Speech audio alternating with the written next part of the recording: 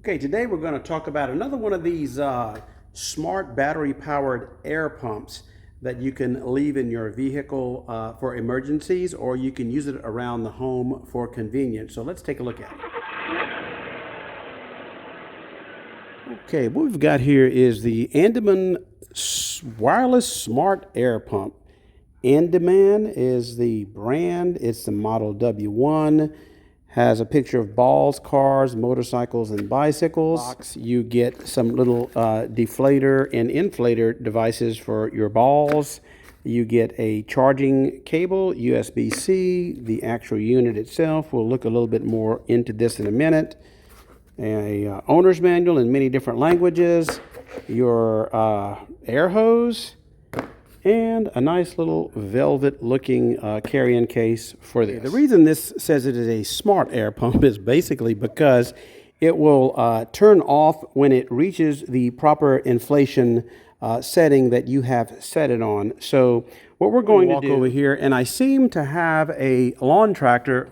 As you see, it's leaning over here. It has a semi-flat tire.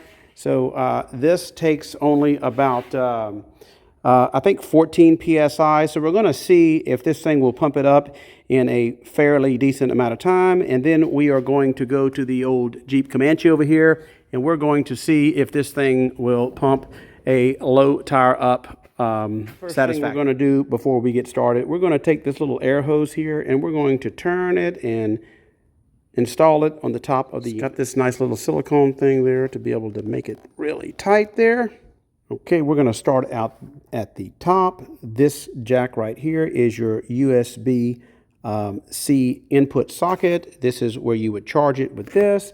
This is a USB output socket. So this is what you could charge your cell phone, tablets, or anything that you would normally charge off of a cell phone charger. This is like a battery pack for your cell phone. That's kind of neat. And this is also a 12-volt standard input. It doesn't say whether the tip is positive or tip is negative on here. I do not see a little symbol, so not sure about that. But nowadays we don't really use this. We are going to use the USB-C to charge it. And that's just how we want to look at is the display. So you have an on button here. We'll turn it on. It says that you need to hold it down. We'll see. It is fully charged based on this. And your M button right here is mode. And when you hit the mode button, it is going to change it from, look on there, motorcycle, bicycle, ball, automobile.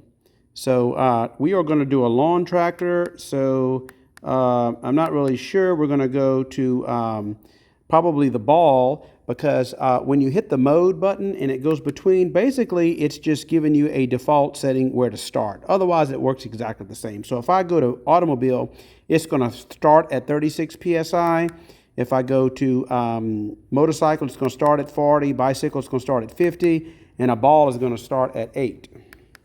Okay, another button you have on here, this is a light button, but when you press it, the measurement actually changes. You can go PSI, you can measure it by bar, which is a European standard.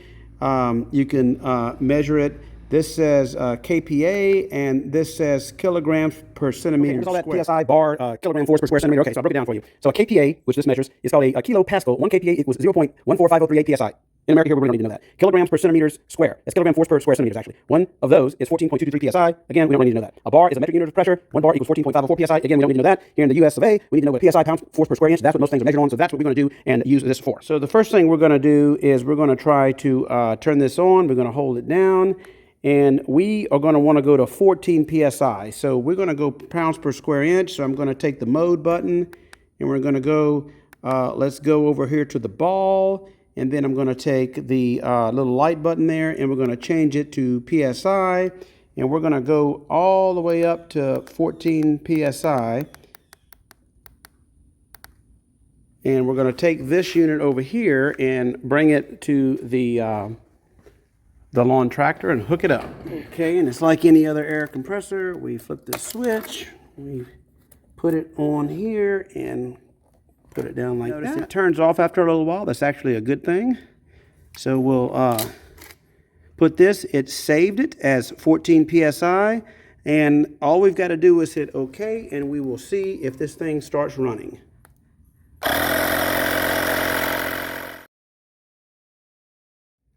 Okay, that basically took 2 minutes and 14 seconds to go from 3 psi to 14 psi. So, I guess, depends on how you look at it, not too bad or very bad. Let's go over here and we'll measure the heat. Okay, let's see how hot this thing is. It got to about 95 degrees. That's not too bad. And it still has the 4-bar battery life, so that's not too bad. Pretty convenient. Next thing we're going to do is we're going to test to see if I can charge up one of these lights here. We're going to, I don't have a cell phone because I'm using the cell phone to film this, but we're going to see if we can take this light, plug it to this battery bank, and see if it will start charging. Little cable it came with, you can use it to charge it from here to a like a cell phone block, or you can actually reverse it and charge other items, which is what we're going to do. We're going to hook the USB cable up like this, and we'll plug it into this little work light here. Okay, and currently it is not on. This should be charging, and it is not. Maybe I have to turn it on. Let's try that. Yes. Whoop. Okay, so it looks like you have to turn the unit on for it to start charging this unit here. And I can see the top, since it is giving a charge, it is flashing right here, but it is definitely charging the light, which is a good thing. This will come in handy if you need a power source for your cell phone. The next thing we're going to do is check the accuracy of the gauge on that. So I'm going to hook this Milwaukee unit up, which I know is very accurate, and we're going to see what the PSI reading is on this tire. So this tire is at 27 PSI. Let's take the unit and we're going to see what it says the reading is. Okay, let's see what it says the reading is. That said 27. This says 26.2. It did lose a little when I hooked it up, so I would say that's fairly accurate. Change the mode on this thing to automobile. Put it on PSI and change it to automobile, and we're actually going to go, this is 26.2, we're going to go to 32 pounds and see how long this takes. Okay, it took just a little over a minute to go from that 26.2 to 32, and it did shut off as it was supposed to do. And for the final test, I pulled this core out of this valve, and we're going to let this tire air all the way down and see if this thing can pump it up. Okay, we have aired this tire 100% all the way down to 0, and we are going to see if it will actually inflate all the way up.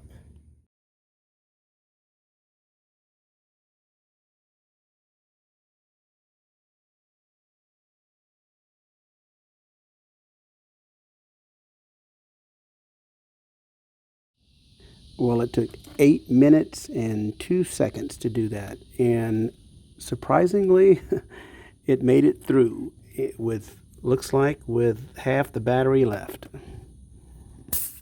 And the temperature stayed relatively okay at about 120 degrees. It is not really hot to the touch. It is about 95 degrees out here, so, 132 degrees up there, but anyway, not bad. This Andeman wireless smart air pump actually exceeded my expectations. So this is really good for around the house, basketballs, motorcycles, tractors, and even a car tire in an emergency. So and you can also charge your cell phone. Overall, I think this is a decent product. I will leave a link in the description where you can pick one of these up. I'd like to thank the good folks at Helicopter. Sorry about that helicopter noise. I'd like to thank the good folks at Andeman for sending me this. I'll leave a link in the description where you can get one. So y'all have a great week.